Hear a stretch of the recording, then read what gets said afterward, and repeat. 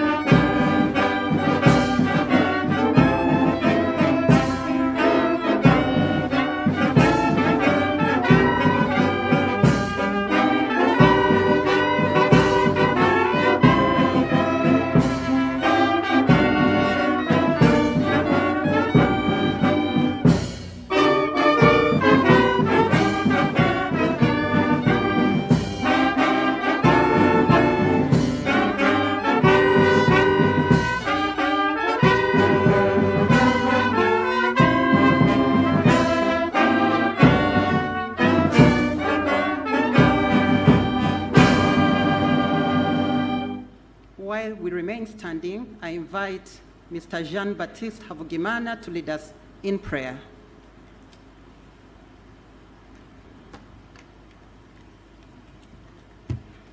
Thank you. Let us humble ourselves and pray.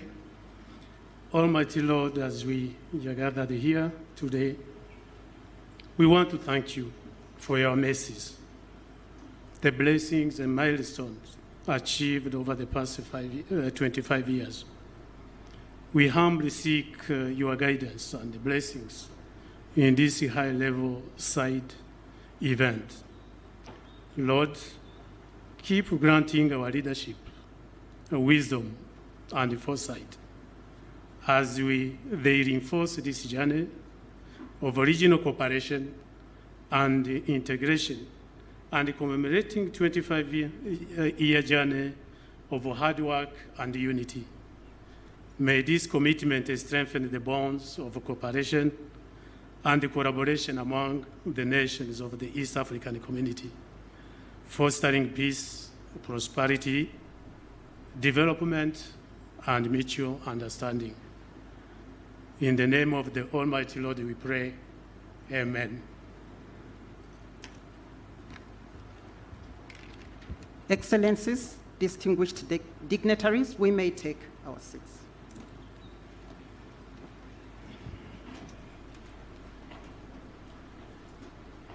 Your Excellency, Mama Samia Suluhu Hassan, President of the United Republic of Tanzania, and our host, Your Excellency, 𝒓𝒊𝒈𝒉𝒕 Museven, President of the Republic of Uganda, Your Excellency, Hassan Sheikh Mahmoud, President of the Federal Republic of Somalia, Your Excellency, Dr. William Samoei Ruto, President of the Republic of Kenya, Your Excellency, 𝒓𝒆𝒔𝒆𝒓𝒄, Deputy President of the Republic of Burundi, representing His Excellency 𝒓𝒆𝒅𝒊𝒂𝒂 Ndayishimiye, Honorable Ministers and Cabinet Secretaries,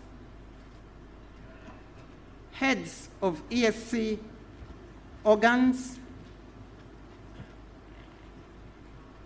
Heads of Regional Economic Communities, Excellencies, Ambassadors, High Commissioners, and members of the Diplomatic Corps, former Secretary Generals and Deputies present, permanent Principal Under-Secretaries, esteemed heads, representatives of development partners, private sector leaders, invited dignitaries, distinguished ESC colleagues, ladies and gentlemen. It is my honor to welcome you, Your Excellencies, to this session to commemorate the 25th anniversary of the East African Community.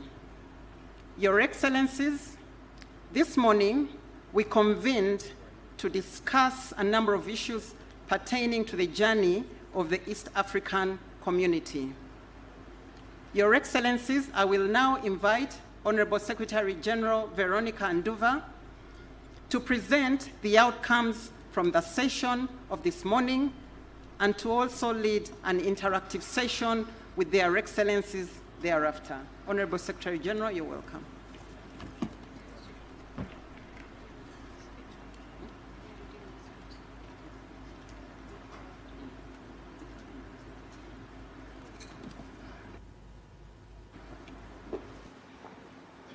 Thank you, Deputy Secretary General. Your Excellency, Samia Suluhu Hassan, President of the United Republic of Tanzania and our host this afternoon. Your Excellency, 𝒓𝒊𝒈𝒉𝒕 Museven, President of the Republic of Uganda. Your Excellency, Hassan Sheikh Mahmoud, President of the Federal Republic of Somalia. Your Excellency, Dr. William Samoei Ruto, President of the Republic of Kenya. Your Excellency, 𝒓𝒆𝒔𝒆𝒓𝒄, Deputy President of the Republic of Burundi, representing His Excellency 𝒓𝒊𝒈𝒉𝒕 Ndayishimiye, Honorable Ministers and Cabinet Secretaries, Heads of ESC organs, Heads of Regional Economic Communities, distinguished ladies and gentlemen. It is with great honor and gratitude that I welcome you all to the afternoon session of the Summit's high-level side event, commemorating the 25th anniversary of the East African Community under the theme, ESC at 25, a reflective journey and future aspirations. Your Excellencies, today we gather in Arusha not only to celebrate our past achievements and milestones in the community's integration journey, but to also chart a path forward to peaceful coexistence and embrace innovation and digital transformation as pivotal enablers of our regional economic integration. As we reflect on the remarkable journey of the EAC since 1999, the community has made significant strides in fostering trade, enhancing sustainable development, and ensuring peace and security across partner states. The implementation of pillars of the community, that is, the customs union, the common market, and ongoing efforts towards a monetary union and eventually a political federation, are testaments towards our commitment to deepening our integration for the mutual benefit of the citizens of the East African community. Your Excellencies, allow me, with your permission, to highlight just a few milestones that have been realized under each pillar. Under Customs Union, the implementation of the Customs Union Protocol and other legal instruments has spurred industrial development. We have seen improved trade efficiency, increased numbers in trade, fostering economic growth, and solidifying the East African community as an integrated, vibrant economic region. Under the common market, we are progressing towards our goal of accelerated economic growth and development, underpinned by notable achievements. Allow me, Your Excellency, to highlight the mutual recognition agreements for professionals, the use of an electronic EAC passport as a common travel document, removal of visa requirements for the EAC citizens from one partner state to another, and the issuance of gratis passes. Under the monetary union, we have made progressive steps towards macroeconomic convergence for the East African Monetary Union. Partner states are working towards the establishment of key institutional frameworks, including the East African Monetary Institute and the East African Statistics Bureau. Political federation. The community's journey towards a political federation is underway, utilizing a political confederation as a transitional model. Consultations on drafting the constitutions for political confederation are continuing, and deliberate strategies for deepening political cooperation among partner states continue to be deliberated upon. Your Excellencies, this high-level side event focuses on three thematic areas. 1, promoting trade. 2, digital transformation. And 3, peace and security. It is imperative for the region to leverage emerging technologies to enhance trade efficiencies, promote financial inclusion, and foster innovations. The East African payment systems and various e-government platforms have already begun to revolutionize how we conduct business and interact with our citizens. Today's discussions will focus on how innovative solutions can further harness digital tools to overcome existing challenges. Your Excellencies, distinguished delegates, as I conclude, allow me to highlight the outcomes of the high-level side event that was conducted this morning. The high-level side event was conducted through plenary session with a keynote address and panel discussions on the EAC's 25-year journey, followed by 3 breakaway sessions. The high-level side event reflected on the achievements made by the community over the last 25 years, marked by the expansion of EAC membership from the original 3 partner states to a family of 8. The high-level side event emphasized the need for partner states to strengthen collaborative efforts and political will at all levels in addressing man-made obstacles, including non-tariff barriers to trade, non-conforming measures, airspace restrictions, travel restrictions hindering integration, and regional unity and work towards a borderless East African community. Urged partner states to incentivize local production to reduce on imported goods into the region. Number 3, urged the East African Community Secretariat to develop a regional mechanism to fast-track the review of the relevant laws and regulations to ensure the effective implementation of the EAC protocols. Number 4, requested the Council to consider the revision of the East African Monetary Union roadmap to provide for a single currency along the national currencies. Number 5, urged the partner states to establish an independent inspectorate to enhance compliance and implementation of the summit and council decisions and directives. Number 6, underscored the need to facilitate the development of inclusive payment solutions that can deliver accessible and affordable services to the underserved populations. Number 7, requested the Council to review the institutional framework for the East African community staff engagement to safeguard institutional sustainability. Underscored the need to develop regional digital integration policies and strategies to support key sectors including infrastructure, trade, health, education, and youth initiatives. Number 9, recommended the institutionalization of women participation at the level of 30% in all sectoral decision-making levels. Underscored the need for partner states to optimize the extension of connectivity to the Interpol 24/7 network to immigration and custom entities to enhance the existing digital platforms for a comprehensive approach in dealing with all transboundary security challenges. And finally, highlighted the need for EAC leadership and partner states' ownership of mediation processes through institutional and financial investment in the region.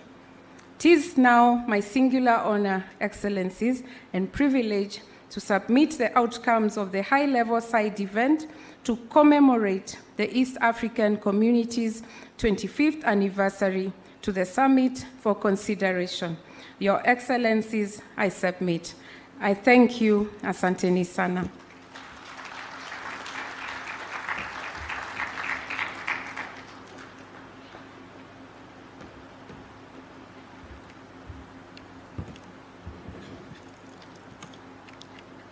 Your Excellencies, we will now proceed to the next session where we will hear words of wisdom from our Excellencies with respect to pertinent issues that will consolidate the gains that the East African Community region has made, while also discussing key issues that are pertinent as presented by the Honorable Secretary General. I now invite Honorable Secretary General to lead us through the next interactive session. Thank you once more. Allow me, with your permission, Excellencies, to lead us to this session of Heads of State that we have been looking forward to the whole afternoon and indeed the whole year. Allow me, with your permission, our host, Her Excellency Samia Suluhu Hassan, President of the United Republic of Tanzania, to engage you. You have been on record talking a lot about the environment, clean energy, and also involving the youth. So I will ask the first question. Your Excellency, President Samia Suluhu Hassan, with the increasing impact of climate change on communities worldwide, could you share insights on how the United Republic of Tanzania has approached clean cooking and other environmental preservation interventions to reduce carbon emissions and improve health outcomes? What key lessons can other partner states draw from Tanzania's experience in these areas, Your Excellency? Thank you so much. The ordinance, heads of state and the ordinance, first of all, let me apologize that I'm going to use Swahili because we are in Tanzania. And I hope you do have the translating gadgets. Please use them. Nakushukuru. I thank you, Secretary General. But first of all, ni wapongeze Secretariat kwa kufanya side event hii hapa kujadili safari yetu ya miaka 25 ya kuundwa upya kwa Jumuiya ya Afrika Mashariki. Lakini pia nipongeze na nitoe asante kubwa kwa wazee wetu, akiwemo mzee wetu Yoweri Kaguta Museveni, lakini Daniel Arap Moi, Benjamin William Mkapa, kwa uamuzi wao wa kuanza tena jumuiya hii baada ya kuvunjika huko nyuma, na leo tuna miaka 25. So kwa upande wa swala lako, mambo ya climate na matumizi ya clean energy kwa ajili ya kupikia, niseme tu kwamba mabadiliko ya tabia nchi ni wimbo ambao dunia nzima tunauimba, ingawa utekelezaji wake una juu na chini, kwingine unatekelezwa, kwingine hivyo hivyo. Lakini kwa sisi nchi maskini utekelezaji wake mdogo zaidi, kwa sababu kwanza si waharibifu, lakini wanaoharibu hawataki kusaidia tutengeneze. Sasa nikirudi tena kwenye swala lako, niseme tu kwamba masuala haya ya mabadiliko ya tabia nchi yana gharama kubwa kwenye nchi zetu. Kwa mfano Tanzania, sisi tunatumia 4 mpaka 5 ya GDP yetu kwenye masuala ya kupambana au ya pato la taifa kwenye masuala ya kupambana na uharibifu wa mazingira na mabadiliko ya tabia nchi. Sasa niseme kwa mfano, tukiangalia tu swala la upotevu wa misitu kwa Tanzania, kila mwaka tunapoteza karibu ekari 400,000 acres each year. Deforestation zinapotea kwa watu kukata kwa ajili ya kupikia, lakini pia kwa matumizi mengine. Lakini kazi kubwa wanayofanya ni kuchoma mkaa kwa ajili ya kupikia, lakini kuni pia kwa ajili ya kupikia. Kwa kutokana na hayo, Tanzania tumejiengage kwenye njia nyingi za kufanya marekebisho. Kwanza, tumekuja na sera ya kupanda miti, na tukazitaka wilaya zetu, kila wilaya ipande miti 1,500,000 kwa mwaka, 1,500,000 per year kila wilaya. Tumefanya kwa muda mrefu, lakini lazima nikiri kwamba sasa hivi speed ya upandaji ile ya kila wilaya imepungua, ingawa bado tunaendelea kupanda miti. Lakini jengine ni kwamba ili tuwe na nishati safi na tukimbie matumizi ya nishati safi kama inavyozungumzwa na vikao vya mataifa, mashirika kimataifa, UN, huko tukienda tunakubaliana kuachana na nishati safi, tunazungumza energy transition. Lakini tunapozungumza energy transition tunazungumza at macro level, sijui matumizi ya viwanda na mambo mengine, maeneo haya makubwa makubwa yanayoonekana. Lakini tunapozungumza energy transition hatuendi kuangalia kule chini kwa wanawake. Mabadiliko na environment, uchafuzi wa mazingira au matumizi ya energy chafu yanawadhuru wanawake kiasi gani? Sasa kuna debate mbili hapa, energy safi, energy chafu. Lakini lazima tutambue kwamba hii inayoitwa energy chafu ndio iliwafanya wenzetu walioendelea kufika hapa walipo. Wameitumia kote mpaka wamefika hapa walipo. Sasa wanasema acha hii ni energy chafu, twende na energy nyingine, ambayo hiyo energy nyingine inataka fedha na gharama kuitengeneza. Sasa kwa sisi Tanzania tunafanyaje kuachana na energy chafu? Kwanza tumeangalia masuala ya upatikanaji wa umeme. Tumechukua jitihada ya kusambaza umeme nchi nzima.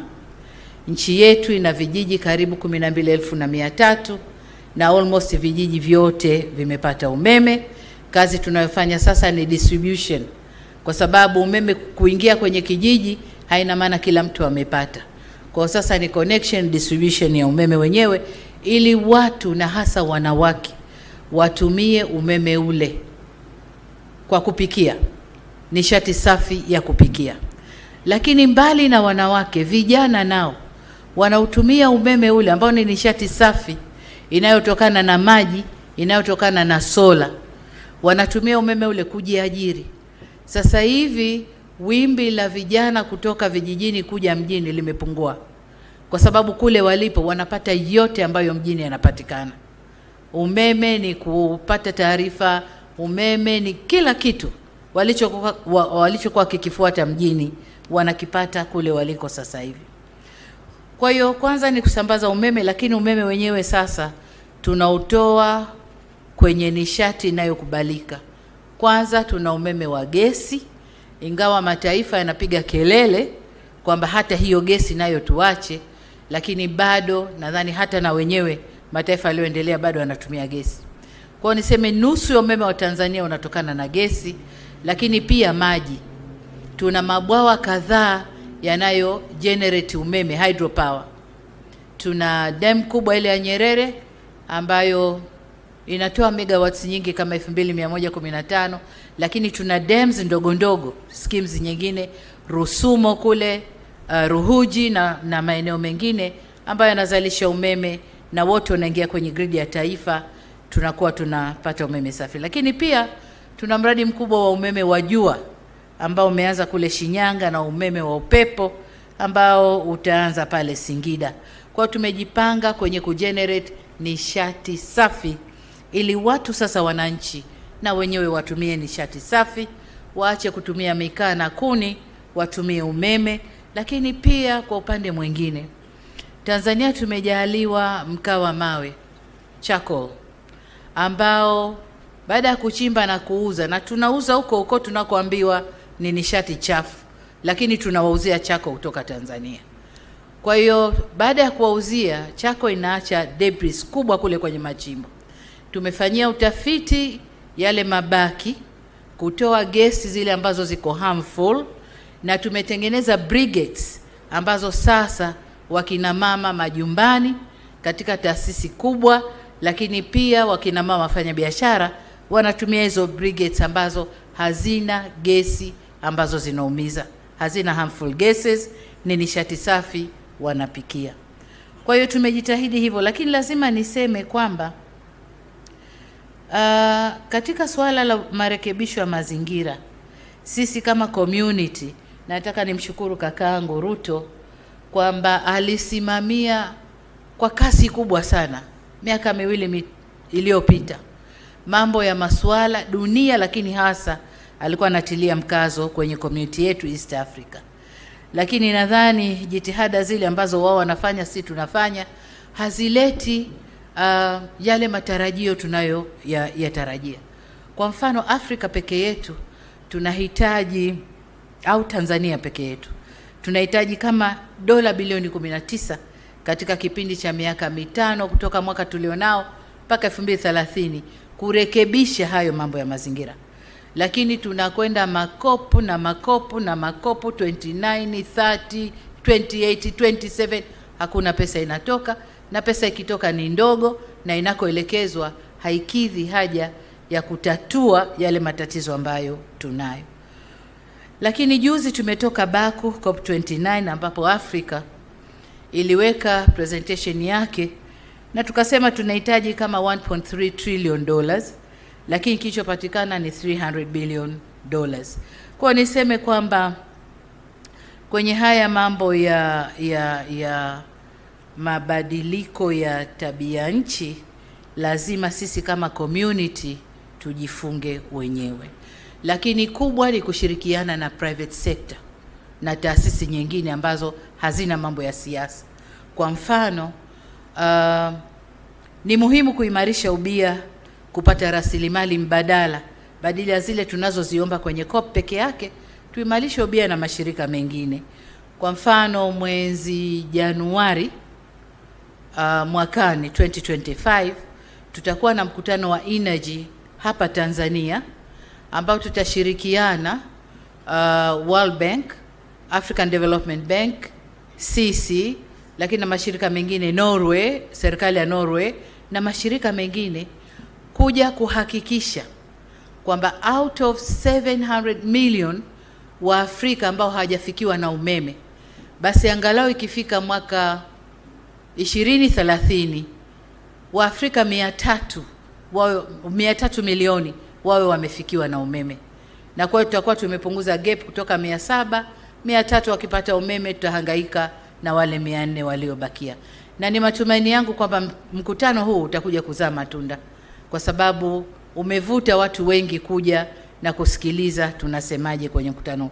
Lakini ushiriki wa mabenki yale ya kiulimwengu, World Bank, African Development Bank na mataasisi mengine, na yenyewe yamevuta watu wengi kuja kutusikiliza. Lakini pia niseme katika hii jitihada ya kuhakikisha Afrika inatokana na nishati safi ya kupikia, mimi kama mwanamke nasimama na ajenda ya wanawake wenzangu, kwa sababu vifo vya wanawake Afrika kutokana na maradhi ya kupumua, respiratory diseases, ni vingi. Sasa wanaume tatizo lao wanavuta sigara sana, wanapata respiratory diseases. Lakini wanawake tunapata kutokana na kuni na mkaa, gesi zile tunazovuta ndizo zinawadhuru. Sasa kuna haja ya kuwaangalia. Tunapozungumza energy transition, twende mpaka kule grassroots, jikoni kwetu tunapopikiwa chakula, tukala tukapata nguvu na afya, na kwenyewe tukuangalie.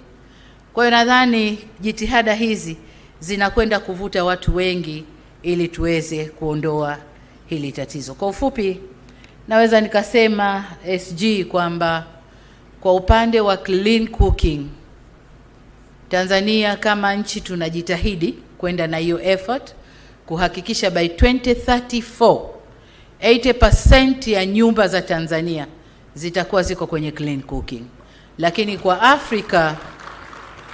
Afrika bado naendelea na jitihada ya kushawishi viongozi wenzangu, heads of state hapa, wanaonisikiliza wengine hapa, waniunge mkono kwenye hiyo mission yangu ya kuhakikisha energy transition inakwenda mpaka jikoni kwetu. Asante sana.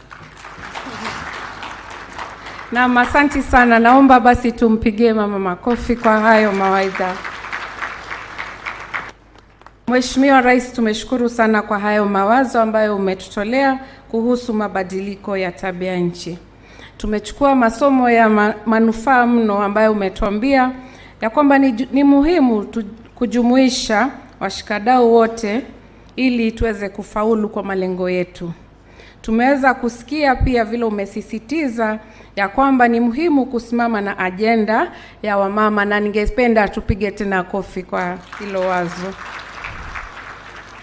Tumesikia vile Muungano wa Tanzania umeweza kuweka mpango wa kupanda miti, na tumeweza pia kuona ya kwamba Tanzania imezingatia kuwahusisha wananchi walio mashinani kwa masuala haya ya kutatua ubadilifu wa tabia nchi. Asante sana. Pia Rais, umeweza kutuelezea kuhusu umeme ambao uko kila mahali, na umesisitiza utumizi wa nishati safi, manake clean energy cooking. Na tunakushukuru sana pia kwa sababu umezingatia masuala ya afya wa mama na ajira ya vijana. Asante sana. Your Excellency, President Yoweri Kaguta Museveni, when I visited you in Kampala, you gave me a gift, and that gift was a newspaper headline from 1963, June 1963 to be precise, Your Excellency. We are honored and indeed blessed to have you here as one of our founders, 1999, and as we celebrate the East African Community's 25th anniversary, what does this milestone signify to you personally and to the East African community? Do you feel we are advancing in line with the vision of the founding fathers? And how would you assess the progress made so far in integrating the region? I welcome you, Your Excellency. Your Excellency, President Samia Hassan, President of the United Republic of Tanzania, Their Excellencies, the heads of state who are here, the Right Honorable Secretary General, the Honorable Ministers, and ladies and gentlemen. I have written something here in handwriting. It is not yet typed, but it will be typed. We are here to celebrate the 25 years of the revived East African community. This is good, and I congratulate the East Africans for achieving this.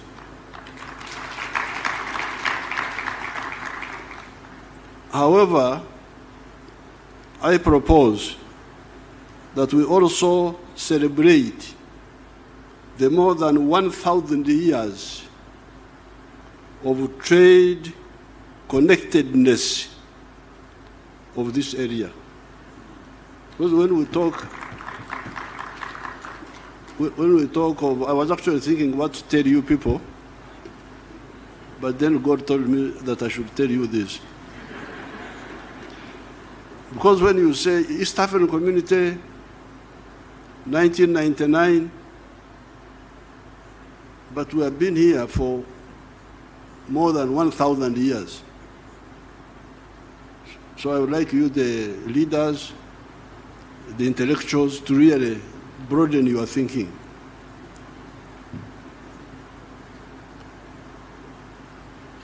Now I have used the word trade connectedness of this area. Mark those words. Trade connectedness of this area. The area of the East African coast, Pwani, the savanna land of central Tanzania, and the Great Lakes. These areas have been connected trade-wise for more than 1,000 years.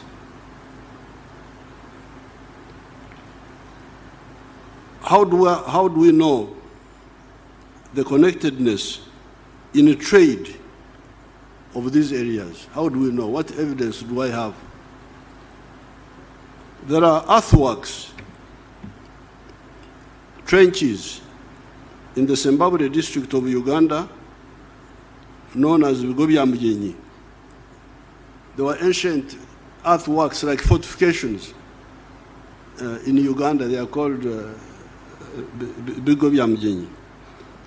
Those earthworks were built by the dynasty of the 𝒓𝒊𝒈𝒉𝒕🔂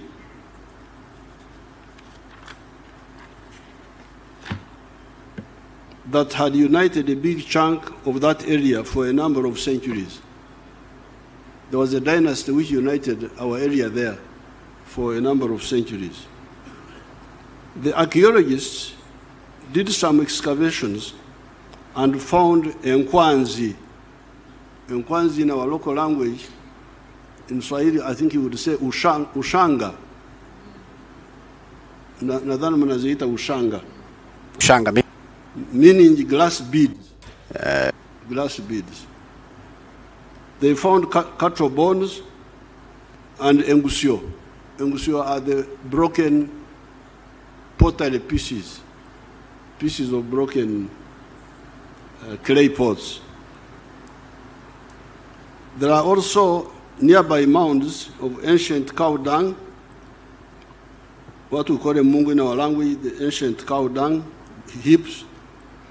The archaeological items thus recovered were dated to have been used between 900 AD and 1350 AD. These glass beads were being used 900 AD up to 1350 AD. Among those items were the glass beads already talked about. Where had these come from at that time? Where did the ushanga come from? To go 1,000 miles to Uganda. They were not being manufactured in Uganda or anywhere nearby. They came from Mesopotamia, present-day Iraq, through Pwani coast, Ugogo Dodoma area, Unyamwezi, that is Tabora area, Usukuma, Mwanza, Buzinza huko mbele huko baada ya Mwanza, Karagwe, and eventually to Uganda. Therefore, there is no doubt that more than 1,000 years ago, this area was a connected trade area, CTA. Can we introduce that? Because you like to use, you like abbreviations. PTA, I don't know what, I don't know. So I have given you now a new one. CTA, Connected Trade Area.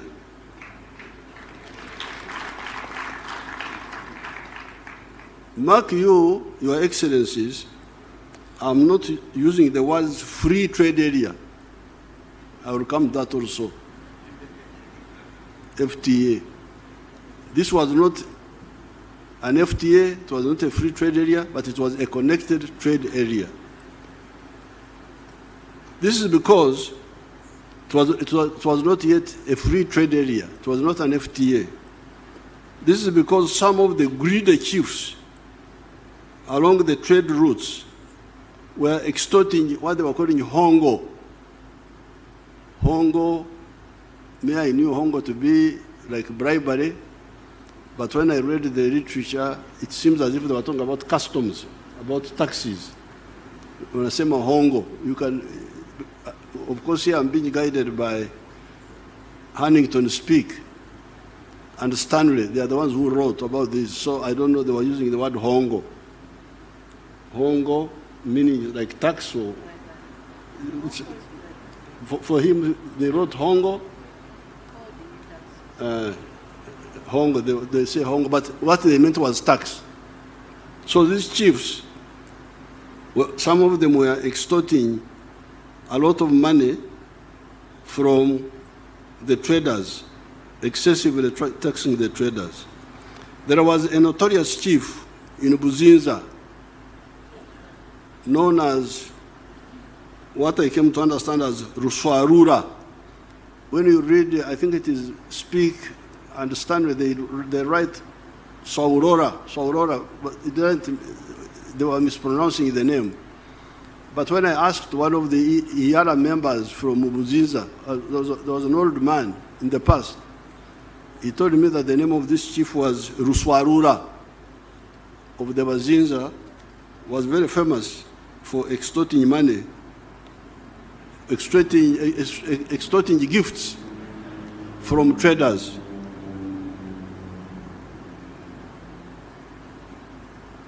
The other European travelers had written his name as Uswarora or something like that. He would extort a lot of what they were calling hongo. That's what they wrote, the Stanley or Speak, one of them, from the traders. But then there was the giant and gentle Rumanyika of Karagwe, who would, on the other hand, give a lot of gifts and assist travelers. Rumanyika was very, very, very, very generous to the traders and to the travelers. Speak and Stanley wrote with a lot of praises about Rumanyika, the king of Karagwe. Therefore, our area was a connected trade area, but not a free trade area. Through Pwani, we would get, through coast, Pwani is coast. Through Pwani, we would get Nkwanzi, glass beads, Emienda, textiles, guns and gunpowder, etc. Out of the Congo forest, we would get a miringa. That is a brass or copper bracelets They are called emiringa in our language. Engoro. Those are ivory bangles. Bangles made out of ivory. Enyerere, they are worn by women. They are iron coils worn on the legs by women. In fact, when Mwalimu's name first came in the news, 1950s, they were saying Nyerere. We said this is. We thought it meant that in our area, but later on we were told it meant something slightly different. Amoshe, giraffe hair neck wear. From Buhaya, from the Bukoba area, would get our area would get a toma, back cloth. From Bunyoro, would get omonyo, rock salt. Our ignorant chiefs kept that underutilization of our opportunities for all that time until the Europeans came and captured them. Because this area was connected trade-wise, but our chiefs never used it to consolidate it, so the Europeans came and captured the area.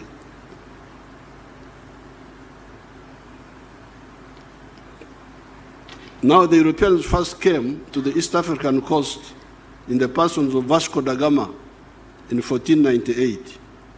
Then they disconnected our connected trade area when they colonized the region and fragmented it among the English, Kenya and Uganda, the Germans, Tanganyika, Rwanda and Burundi, Belgians, Congo, the British and the Egyptian South Sudan.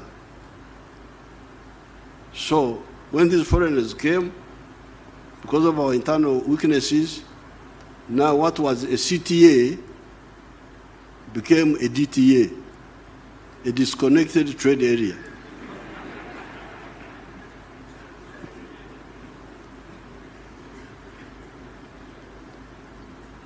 Thereafter, our CTA, connected trade area, became a DTA, disconnected trade area.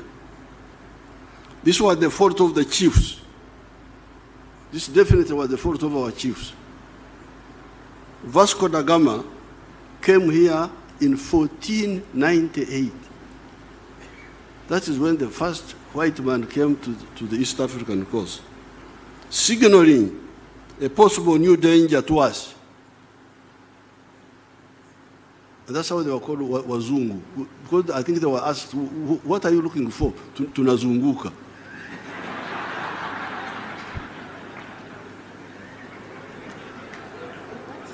They just say they are going around. They were going around.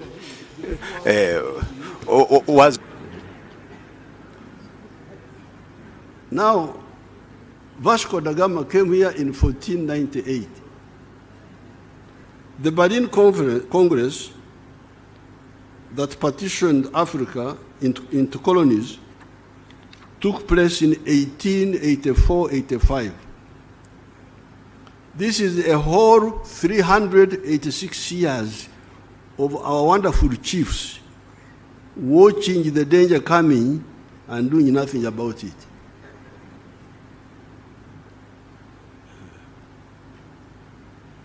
This is just the history.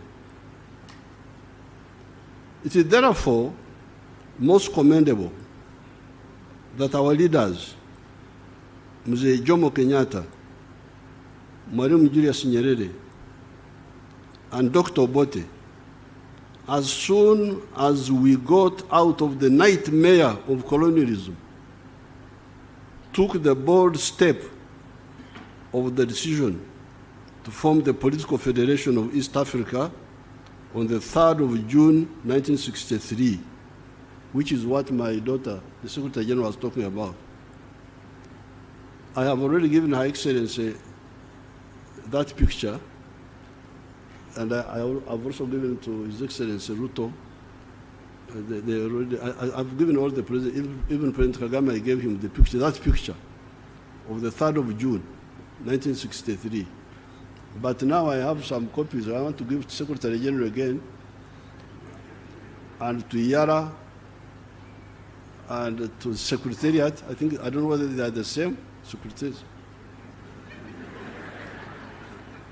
And then to the East African Council, Trade Council. Are there traders here?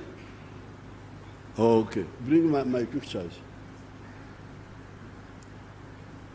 I have already given those pictures to their excellencies, the presidents. Unfortunately, some actors let us down and did not follow up that decision of forming the political federation in 1963. Pictures zangu nyinyi waheshimiwa. I'm glad Tanganyika and Zanzibar moved ahead and formed Tanzania, that has played a very unique role in the liberation of Southern Africa, as well as the fight against Idi Amin in Uganda. Because remember, muungano wa Tanganyika na Zanzibar was 1964. That was after Mwalimu and Mzee Karume noticed the hesitation by Obote and Kenyatta.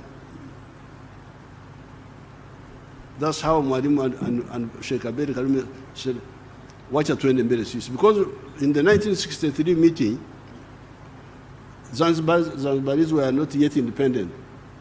I don't think Zanzibar was independent by 1963. Even Kenya was not yet independent, but they were coming to independence. I think Zanzibar got independence in 64. Revolution is 64. And independence was 63. 63. Independence. Oh, okay. Then we didn't want that independence, we did revolution. Oh, okay. So, when Mr. Obote and Mzee Kenyatta hesitated, Tanganyika and Zanzibar went ahead and formed the United Republic of Tanzania.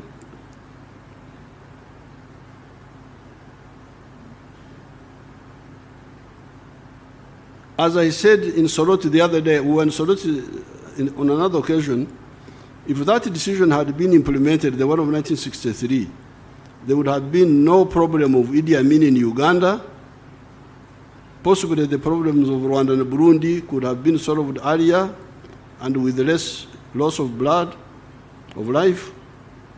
The Federation of East Africa would have found it easier to deal with the problems of South Sudan and Somalia. We need to remind ourselves that when we had a connected trade area in this area, there was no country called United States of America.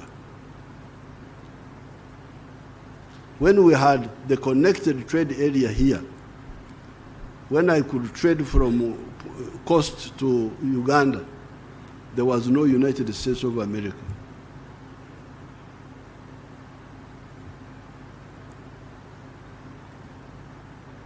What do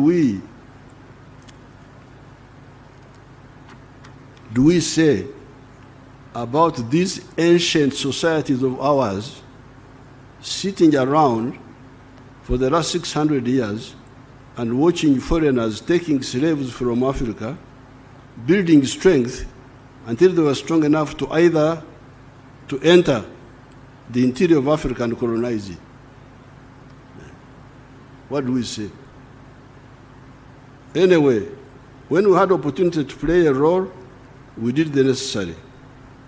Working with Mzee Arap Moi and Ndugu Ben Mkapa, we restored the EAC. It has moved forward. However, there are still obstacles that stunt the growth of these economies. Take the issue of banning products or unlicensing them so that they do not enter the other member states.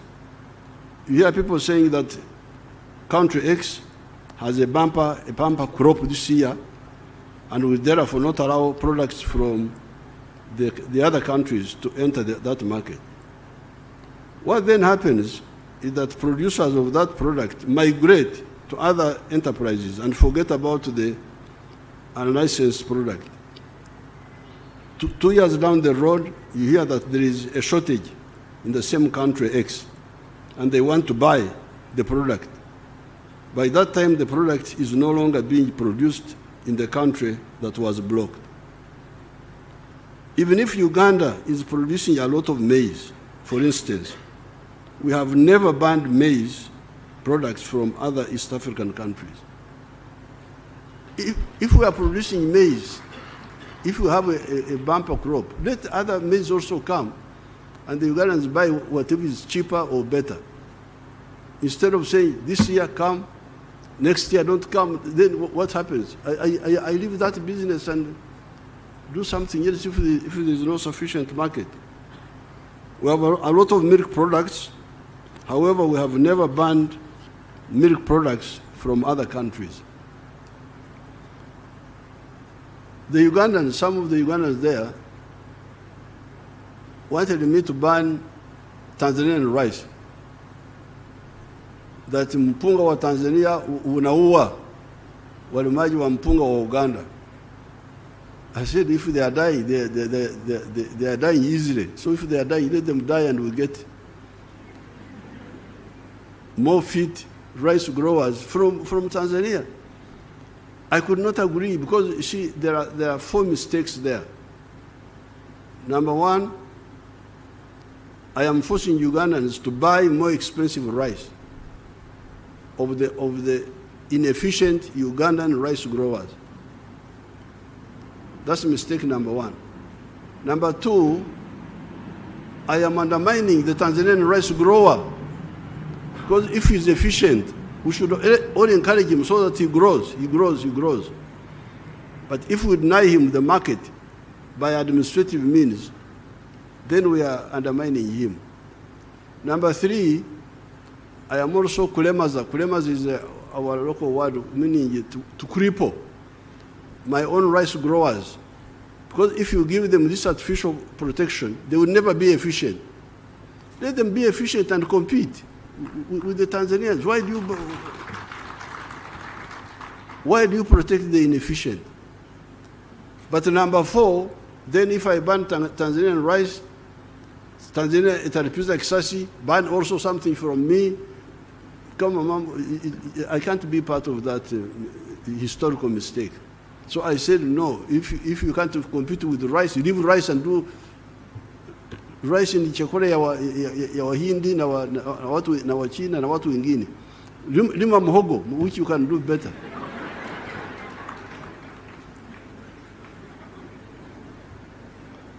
I'm glad that Mzee Moi and Mzee Mkapa worked with me to reconnect the markets of this area. Besides, we went beyond the mere re-establishment of the CTA, Connected Trading Area, and we created what is supposed to be a free trade area that also aims at political integration by creating the Federation of East Africa. I salute our brothers of Rwanda, Burundi, Congo, DRC, South Sudan, and Somalia for joining the EAC and therefore reconnecting the old CTA. You remember we had a CTA 1,000 years ago, Connected Trade Area, which had been disconnected by the Belgians and the Germans and all those people who came in because of our weaknesses. So now, the former CTA is now fully assembled. But it's now more than a CTA, it is now an FTA, a free trade area. We have gone up. Let us now consolidate and move forward together.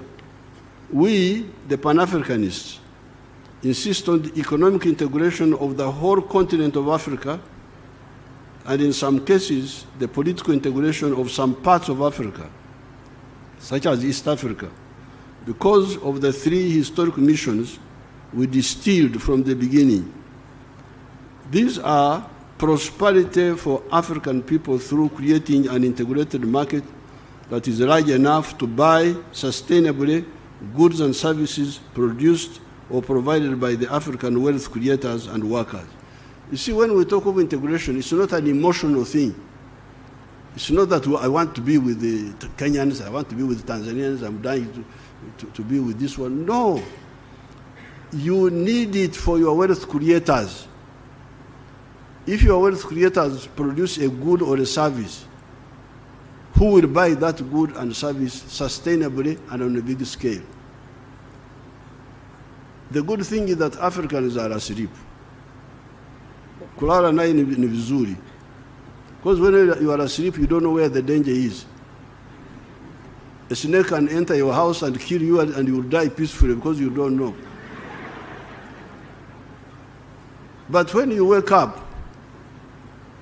and you, like the Ugandans used to be very tribalistic. Tribalism, religion, Catholics, Protestants, Muslims.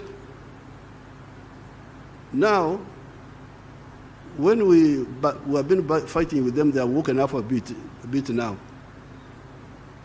So they produce a lot of milk. The internal market is not enough. The maize, the internal market is not enough. So if the Africans wake up, then they will be able to see the blindness. If the internal market of Uganda is not enough, if the internal market, I can see Tanzanians are now beginning to sell things into Uganda, beans and so on. So now the question is, where do they sell these products?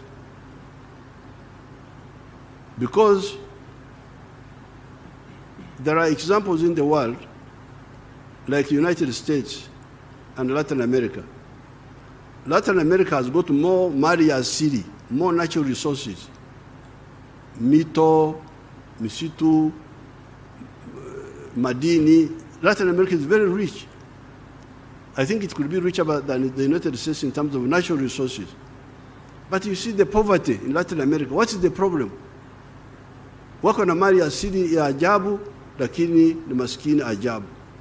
What is the problem? Because of the way they are organized. You cannot succeed to do business in many of the Latin American countries. I think one of the reasons, that's why I heard that you had high-level experts and so on. These high-level experts could tell us, why is it that Latin America is in misery and the United States is very prosperous? Could it be because of the connected market of America, of the USA?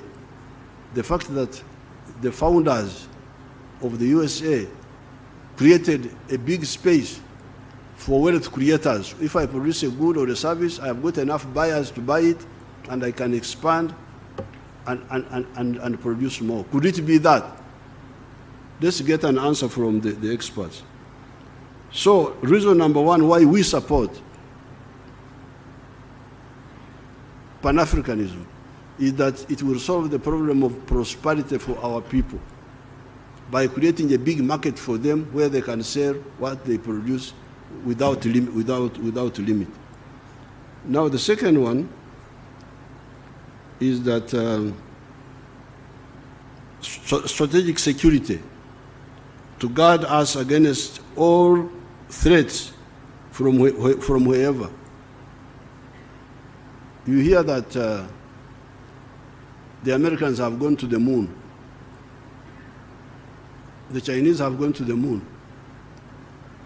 The Russians have gone to the moon.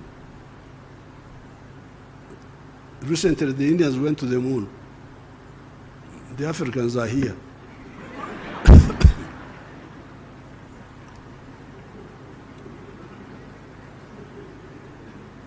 and they are not bothered. So, are we going to be like the chiefs? Because you remember the chiefs. You remember the chiefs. When Vasco da Gama came and past years, anazunguka. And they couldn't see the danger and wake up and unite us. So people are going to, what are they going to do at the moon? Sisi tuko hapa tu. Wako huko juu wanatuangalia kama vidudu vile vinakula sukari. This is very dangerous. I'm glad you invited me. So I tell you, because you are the ones who invited me.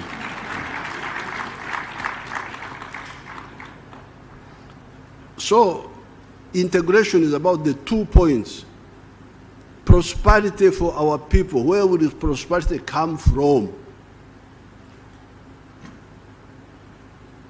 Ustawi wa jamii unatokana na omba, begging. Because if that, you hold it, you are strong. This is the one I'm giving you. This is Mwalimu Obote, Mzee Kenyatta na wengine. Federation this year. This was 1963.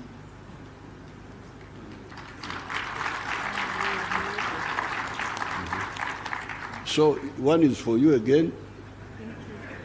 The other one is for Iyala. The other one is for somebody else. You take them. So the strategic security is very dangerous. When you hear people going to the moon and we are here, Uganda is developing. Uganda will become, even Tanzania has joined, Kenya joined the middle income status some time ago. Tanzania has joined. We also have joined, although they have not declared us. We are waiting for the headmaster to declare, I don't know.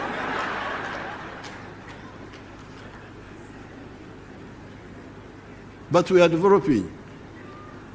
But even if we develop, even if Uganda becomes a first world country, can we afford to go to the moon?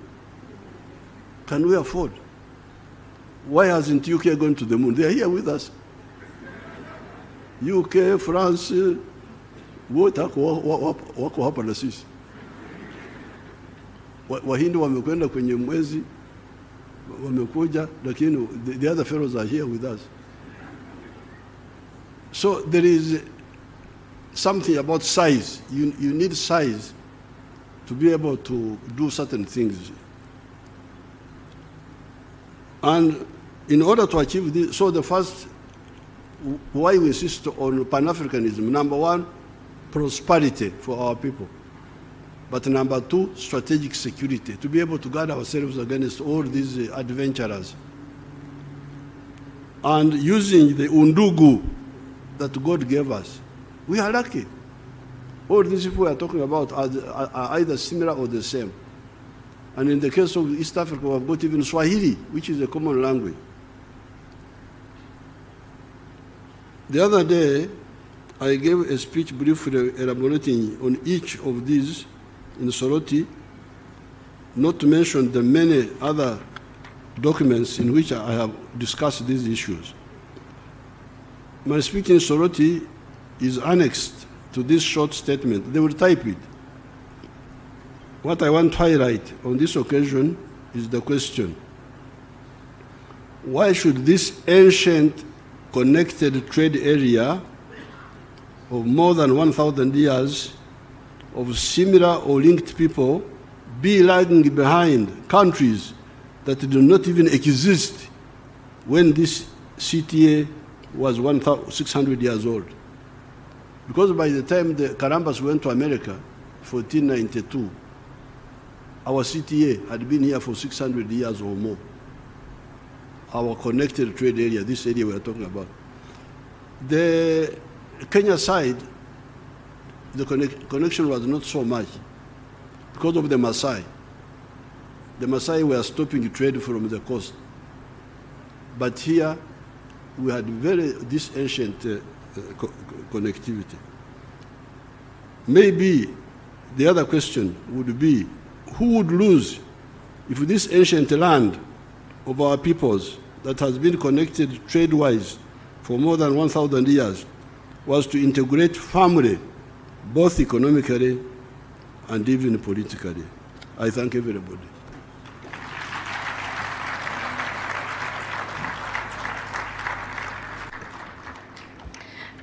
Thank you very much, Your Excellency, for those words of wisdom. You are indeed a walking encyclopedia of history, and we really thank you for your wisdom. We take away your key words to Pan-Africanism, that is prosperity, strategic security, and brotherhood. we take away your emphasis on wake up, consolidate, move forward, and unite. We are celebrating 1,025 years of a connected trade area. Your Excellency, President Hassan Sheikh Mohamud, you have the luck of coming after one of our founding fathers, and the Federal Republic of Somalia is the youngest partner state to have joined the East African community. Reflecting on this journey, what key areas of EAC integration have shown the most promise for Somalia, and how do you envision continued collaboration within the EAC to strengthen those sectors for mutual benefit of the Federal Republic of Somalia and the EAC region? Your Excellency. Your Excellency Nduvo, thank you very much.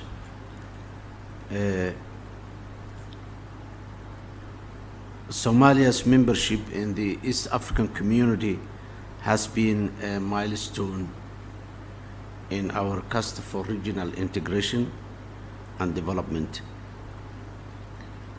We've tried before a number of other initiatives for integration, economic integration in the Horn of Africa, but for many reasons it didn't work.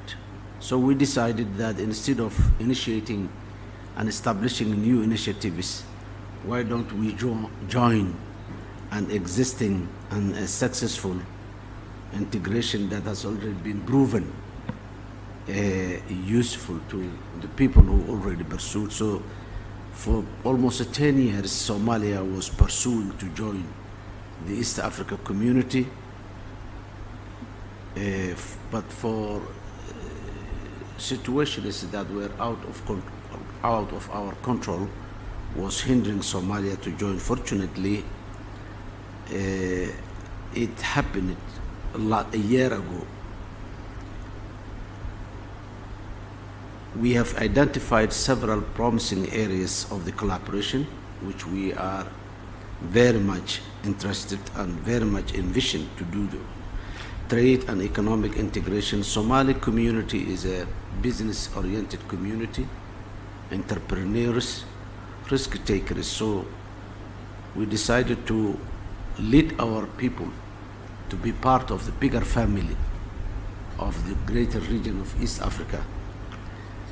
By aligning with East Africa's frameworks, we've begun harmonizing our trade policies and removing barriers that previously limited our ability to fully participate in the regional markets. The Somali government has already created an enabling environment through investment-friendly laws in place, such as the Investors and Investments Protection Law. We have been a socialist country for more than 2 decades, and we have nationalized all the private-owned enterprises. That has taken back Somalia to a certain level. So based on that experience, we decided now to protect the investors and the investment by laws of the land. The Somali government, by establishing that protection laws, has increased the potential for our agricultural products, fisheries, livestock industries to reach broader markets in immense, and those sectors are critical for our traditional economy and employment creation in our community. Infrastructure development is another promising area. The East African regional projects in transportation and energy connectivity present Somalia with an opportunity to enhance our infrastructure and link our markets to broader region. Without having such infrastructure and laws and being in place that conducive environment, Somalis are already part of the trading community in the East Africa region. We also see great promise in education skills development, where Somalia is lacking because of the difficult circumstances in the last 3 decades that Somalia is facing. The level of development and progress in vocational education and technical skills in the region has given Somalia an inspiration to pursue and gain that know-how that ours is. In Somalia today, we started the reconstruction of the country, and almost every sector, the technicians, the engineers, technologists are mainly from the East African countries in our country. So also Somalia has been given an opportunity by the East African community, our elder brothers and sisters, the opportunity to educate our people in those areas so that we can play a fair game within the region. Moving forward, we envision deeper collaboration in these areas, particularly through joint projects, knowledge sharing, and capacity building. Somalia is committed to being an active member of the East African community, and we believe that by working together we can achieve shared prosperity and strengthen the bonds of our region. I would like to reiterate here that how the Somali people are grateful to the East African community members, the effort that they provided and the opportunity given to our people to be trained in the institutions of Tanzania, Kenya, Uganda, and Burundi, Rwanda, and many of the East African community members also supported Somalia to come back and stay in its rightful position, not only in the region but in the continent and the world at large. So that is the experience and the ambition and the vision we had by being a member, the junior member of the East African community. I thank you.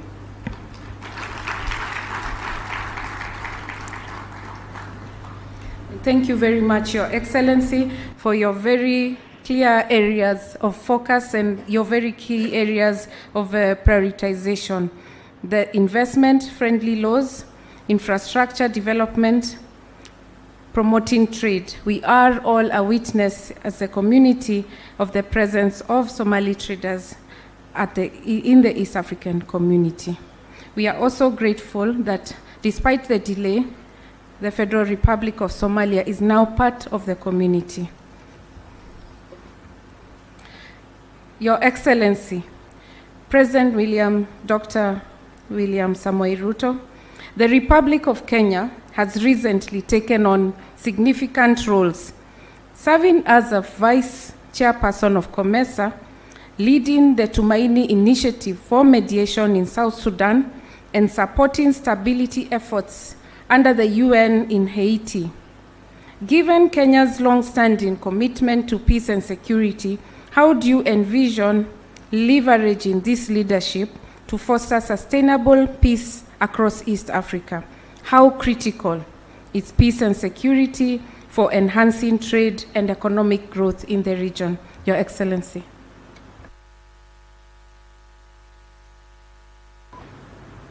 Thank you very much, Madam Secretary General. Your Excellency, Samia Suluhu Hassan, President of the United Republic, Federal Republic of Tanzania, Excellencies, Heads of State and Government, distinguished delegates. First, let me commend Tanzania for hosting this very important celebration of 25 years of East African community. Let me also take this opportunity to congratulate our founding fathers, Mzee Jomo Kenyatta, Julius Nyerere, and Milton Obote, for the foresight they demonstrated in 1963. And to our Mzee President Yoweri Kaguta Museveni, William Mkapa, and Daniel Moi, again in 1999, for revisiting this very important union that brings together the people of our region to pursue what is important to all of us, to the people of our region, and what is important to the development of our region. Again, Mzee, on behalf of your colleagues who are there, from us who are not there then, we want to say congratulations. Having you in our midst during this celebration is a great privilege for us, that we can listen from you, we can listen from your experiences, we can learn from what happened then, and you keep reminding us of why this is important. Many East Africans are persuaded that the East African Community project is a project in the right direction. And I can confirm from Kenya that the East African Community vision is a vision that we support wholeheartedly.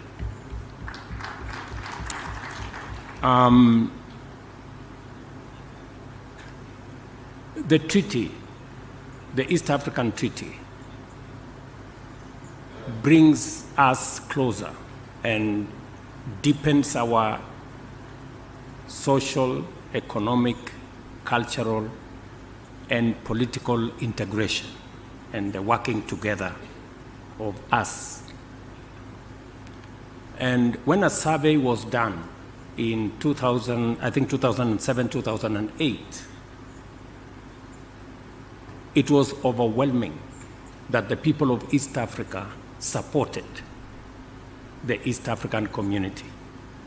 They even went ahead to support the East Africa Political Federation. And that is why in 2017, I think it was the 18th summit of the EAC, it was then decided that a group of professionals, I think then led by Amos Wako, who is in our midst, the Attorney General of Kenya Emeritus, who is right here,